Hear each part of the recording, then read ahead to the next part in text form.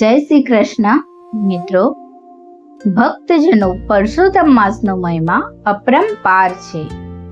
આ માસમાં કરેલા જપ, તપ, દાન, વ્રત, પૂજા અને ભગવાનનું સ્મરણ અનેક ગણું ફળ આપે છે. આજે આપણે શ્રવણ કરીશું પુરુષોત્તમ માસની પવિત્ર અને પ્રેરણાદાયક તાવડી તપેલીની વાર્તા. એક ગામમાં એક ગરીબ બ્રાહ્મણ અને તેમની ધર્મપત્ની રહેતા હતા. બંને પતિ પત્ની ખૂબ જ સારા સ્વભાવના, ધાર્મિક અને ભગવાનના ભક્ત હતા. પરંતુ તેમની આર્થિક સ્થિતિ બહુ નબળી હતી.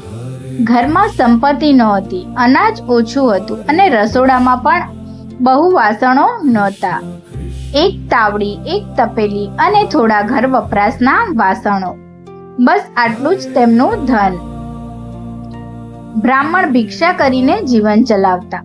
રોજ સવારે ગામમાં જઈ ભિક્ષા માંગતા અને જે થોડું મળે તે ઘરે લાવતા.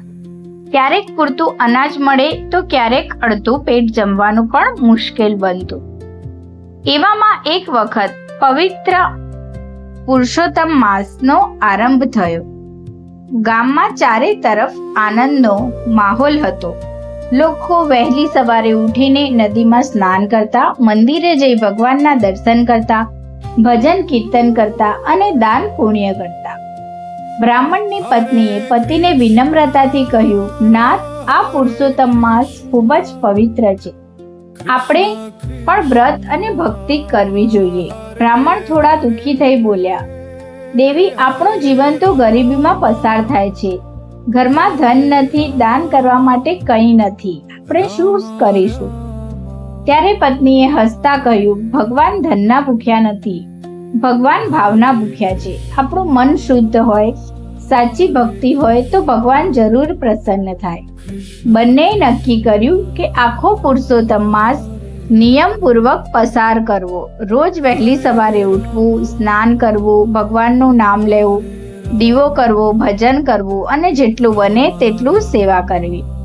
દિવસો પસાર થતા ગયા. એક દિવસ બ્રાહ્મણ આખો દિવસ ભિક્ષા માટે ફર્યા, પરંતુ ખૂબ ઓછું મળ્યું. ઘરે આવ્યા ત્યારે થોડોક લોટ અને થોડી દાળ જ હતી. પત્નીએ વિચાર્યું, જે મળ્યું છે તે ભગવાનની કૃપા છે. તેમણે તાવડી પર પ્રેમથી રોટલી બનાવી અને તપેલીમાં દાળ બનાવી. પછી ભગવાનને ભોગ ધરાવ્યો અને પ્રાર્થના કરી, હે પ્રભુ, અમારી પાસે આપવા માટે કંઈ નથી, અમારો ભાવ સ્વીકારજો. પછી બંને પ્રસાદ ગ્રહણ કર્યો અને સૂઈ ગયા. રાત્રિનો મધ્યમ સમય હતો. અચાનક રસોડામાંથી ધીમો અવાજ આવવા લાગ્યો. તાવડી બોલી, બહેન તપેલી, આજે હું ખૂબ ધન્ય બની. તપેલી બોલી, એમ કેમ બહેન? તાવડી બોલી, આજે મારા પર બનેલી રોટલી ભગવાનને ધરાવવામાં આવી. તપેલી પણ આનંદથી બોલી, અને મારા અંદર બનેલી દાળ પણ ભગવાનને ધરાવવામાં આવી.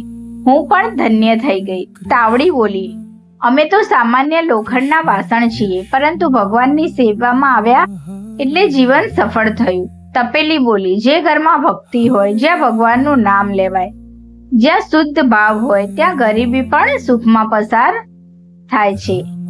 આ વાતો સાંભળીને બ્રાહ્મણ એમને અને તેમની પત્ની જાગી ગયા. બંનેને આશ્ચર્ય થયું. બંનેની આંખોમાં આંસુ આવી ગયા. તેમણે હાથ જોડીને ભગવાનને પ્રાર્થના કરી, હે પ્રભુ, આજે સમજાયું કે તમે ધન નહીં, ભાવ જુઓ છો. આખો પુરુષોત્તમ માસ બંને વધુ ભક્તિથી પૂર્ણ કર્યો. સમય જતા ભગવાનની કૃપાથી તેમના જીવનમાં સુખ, શાંતિ અને સમૃદ્ધિ આવવા લાગી. કથાનો ઉપદેશ છે, જે મનુષ્ય પુરુષોત્તમ માસમાં સાચા હૃદયથી ભગવાનનું નામ સ્મરણ કરે છે, સેવા કરે છે, ભક્તિ કરે છે, તેમના જીવનમાં કૃપા હંમેશા વરસતી રહે છે. ધન મોટું નથી, ભાવ મોટો છે. દેખાવ મોટો નથી, ભક્તિ મોટી છે. બોલો પ્રેમથી શ્રી કૃષ્ણ કનૈયા લાલની જય.